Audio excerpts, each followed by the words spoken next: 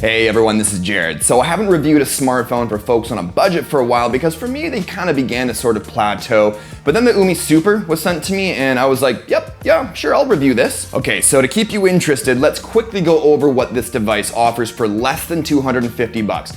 First off, we've got a unibody, or maybe I should say almost unibody aluminum build, a 5.5-inch 1080p LTPS LCD display made by Sharp, more on that later, a 5-megapixel selfie camera, 13-megapixel rear camera, fingerprint reader, software and or capacitive navigation buttons, multicolored halo notification light, USB-C with Umi's own version of quick charge, a 4000 milliamp hour battery, a shortcut hardware button, 32 gigs of eMMC 5.1 internal storage, expandable up to 256 gigabytes, 4 gigabytes of RAM, and a MediaTek 6755, otherwise known as the Helio P10. Oh, and it runs stock Android Marshmallow. Now the bottom-facing speaker is disappointing as Umi claims it to have hi-fi sound, which is beyond inaccurate.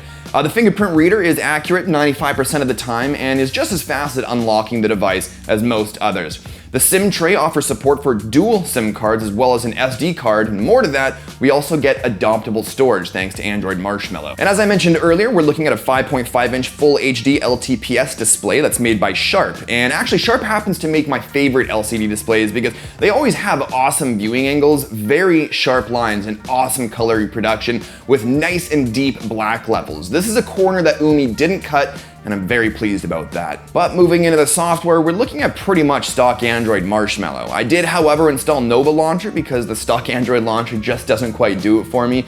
And we do have some additional settings for things like the notification light, where we can edit the colors, buttons so that you can toggle between the hardware or software buttons, as well as change them around a little. And I actually recommend sticking with the software buttons since the back and recent capacitive buttons have no backlight, unless you like that murdered out look. And of course, we can't forget about that sweet shortcut hardware button, which I currently have mapped to the camera app, but you can map it to any app you want, be it system or user apps. Performance is just fine. I used DiscoMark to test app launching speeds, where it cycled through 10 apps from a cold start over 5 runs, with an average run time of 8.7 seconds, which compared to the same test on the Galaxy S7 with an average run time of 6.2 seconds is pretty darn good considering you're only sacrificing about 2 seconds for a quarter of the price of the Galaxy S7. When I tested gaming performance with Need for Speed No Limit using Gamebench, the Umi Super reached a max average of 27 frames per second, which is also pretty good considering the same test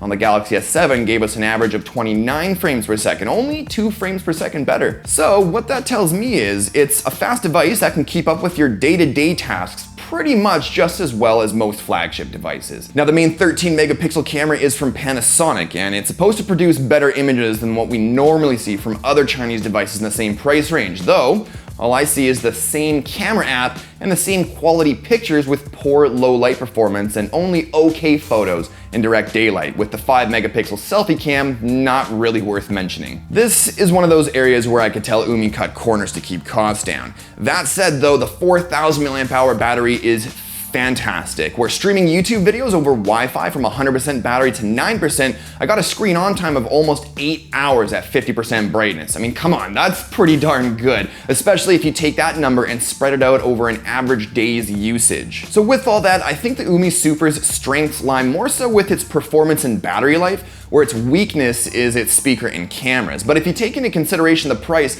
this device is almost perfect. But if you're looking for a better camera, get ready to shell out a couple $100 more for something a little more high-end. Well, that'll about do it for this one. I'll have an Amazon link in the description below so that you can buy it from a more reputable site with a little more confidence, as well as give me a small kickback. If you like the video, do me a solid and hit up that like button, and if you're new to my videos, don't forget to subscribe for new videos every week. But thanks as always for watching. I'll talk to you all in the next one.